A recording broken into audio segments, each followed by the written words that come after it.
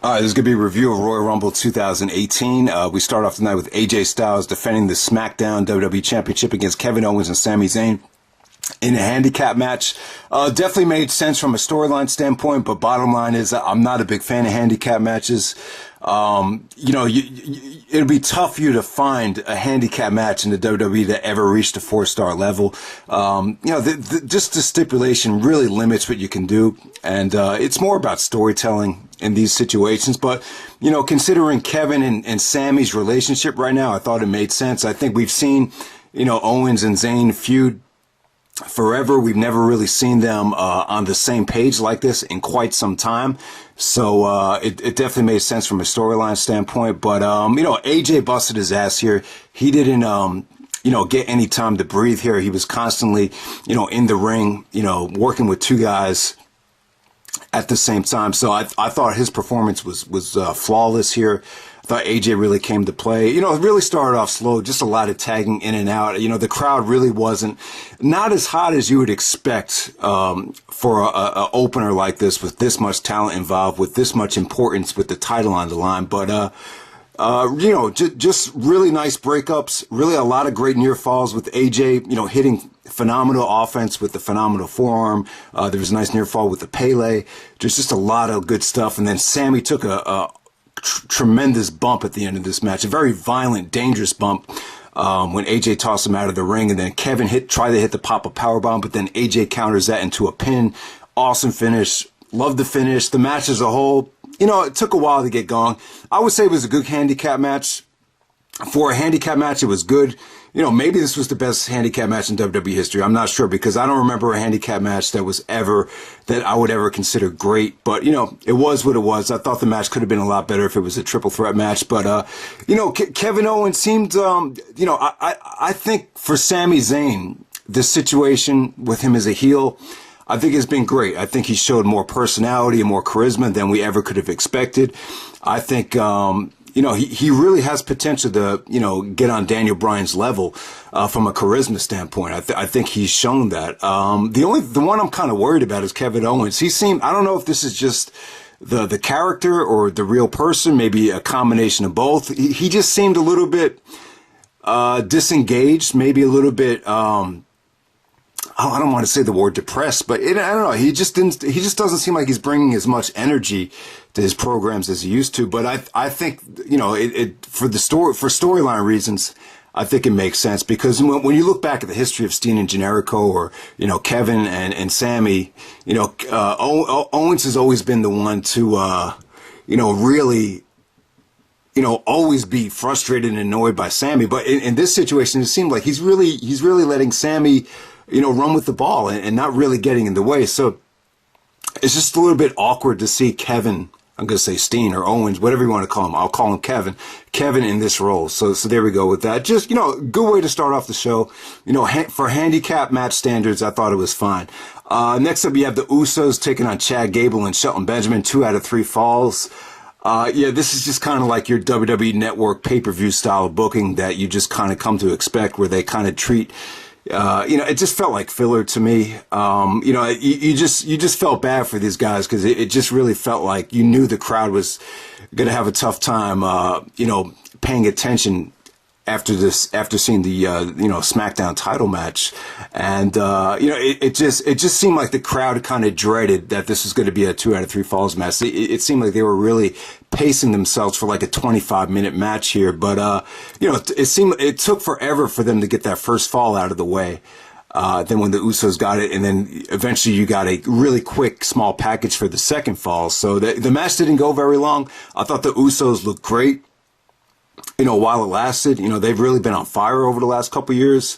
And I thought Shelton Benjamin looked good too. This is my first time seeing him back in the WWE, so I thought he looked good. I thought it was a really good match while it lasted. I thought they, they had the odds stacked against them with not a very engaged crowd. But, they still put on a nice little 2 out of 3 falls match that didn't get too much time, considering the stipulation. And then next up, you had the Royal Rumble match.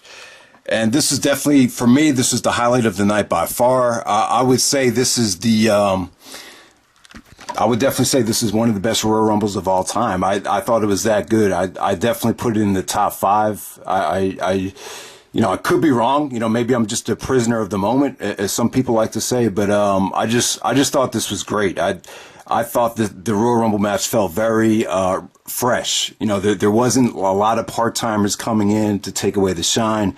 In the past, you've seen guys like Triple H, Undertaker, Goldberg come in, and it's all about seeing that part-timer come down to the ring. To me, this was more about the wrestling. I just thought you had great talent in this match. You had a lot of fun stuff too. I thought the New Day and Kofi Kingston, to be exact, was really creative. I thought that was a lot of fun.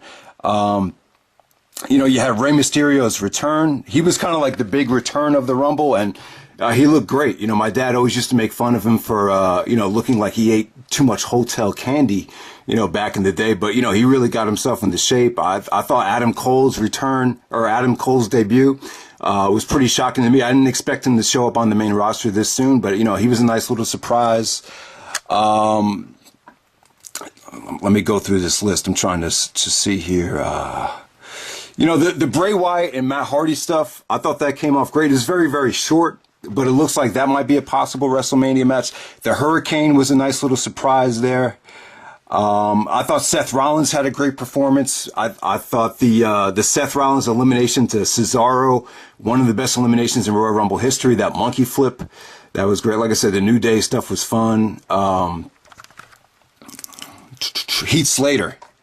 I thought Heath Slater, they kind of treated him like crap in the Rumble, but I thought he played a very important role. And a lot of these guys, you could just tell, got really, really over since the summertime. Particularly Elias, what's his name? Even Rusev. Rusev, has gotten really over with the the Rusev Day stuff. I just got a really good feel from this match. You could just tell that the connection to a lot of the superstars or wrestlers was quite good, but down to the wrestling here, Finn Balor was great here. I thought Finn Balor really, worked his ass off in this match, and it was either, Balor or Nakamura. Those are the two guys you constantly found yourself rooting for throughout the whole Rumble. And, I'm just really, really happy that Nakamura has rebounded here. But then at the end of the Rumble, it came down to you kind of had like a 3-on-3 situation with Roman Reigns. Roman Reigns got a lot of heat as expected. I mean, it was kind of like hatred. Really, really just and the Cena stuff too. They were kind of all over Cena tonight. There's kind of a debate about whether Cena should be get more respect from the crowd now, but this situation here, Roman and Cena, the hate for both of them was pretty much on the same level. So you kind of had like Roman teaming up with Nakamura and Balor because they kind of represent the new generation. Then you kind of had like the ruthless aggression generation with, Mysterio, Cena and Orton. Orton grows his, I don't know if that's fake hair or what, but all of a sudden Orton has grown his hair back, which is kind of funny. And so it was kind of like a 3-on-3, a little bit of teasing there. So that was good stuff. And then eventually it was 2-on-2 with Cena and Reigns kind of teaming up together. And there was some loud "you both suck" chants. Then you had Balor and Nakamura, kind of on the same page there. And, just great stuff from all four of those guys. I thought Cena really showed that he could be an incredibly valuable heel if they ever want to go in that direction. And, seeing Balor get eliminated was kind of, frustrating to see. I was really hoping Balor will win this thing. But, either Balor or Nakamura, either one would have been fine. But like I said, guys, I'm really happy for Nakamura. He really rebounded quite well from the Jinder Mahal stuff. I thought those matches with Jinder over the summertime were kind of really going to hurt his stock. But I'm glad that the WWE kind of saw through it and realized you can't blame it on Nakamura for those matches being that bad. Blame him more on the booking and Jinder. But yeah, Nakamura definitely had a lot of fan support here. He eliminates Roman Reigns to win the Rumble, and I just thought, the ending to this Rumble and the whole Rumble as a whole, the beginning of it was fun, and I thought like the last 10 minutes just featured some great wrestling with some great workers and some really good performances from Cena. I thought Cena was great here. I thought Cena definitely brought his A game. And yeah, just a great crowd. The crowd was definitely engaged, and you got a feel-good moment with Nakamura winning. And you know, he selects AJ Styles as his WrestleMania opponent, so you'll finally get to see that great WrestleMania match. You know, that's what WrestleMania has been missing for, you know, almost a decade now, is looking forward to seeing a great wrestling match. And Nakamura and AJ have proven that they had great chemistry back at Wrestle Kingdom. They put on what a lot of the experts thought was a 5-star match. And, you know, hopefully we'll get to see the best WrestleMania match, you know, in over a decade there. So definitely looking forward to that. And we move on from there. All right, so after the Royal Rumble, we go to Cesaro and Sheamus taking on Seth Rollins and Jason Jordan. I thought Seth Rollins had a good night. I thought he looked great in the Rumble. That burn it down thing is really getting him some better reactions. I don't know where that started, but it's definitely working for him.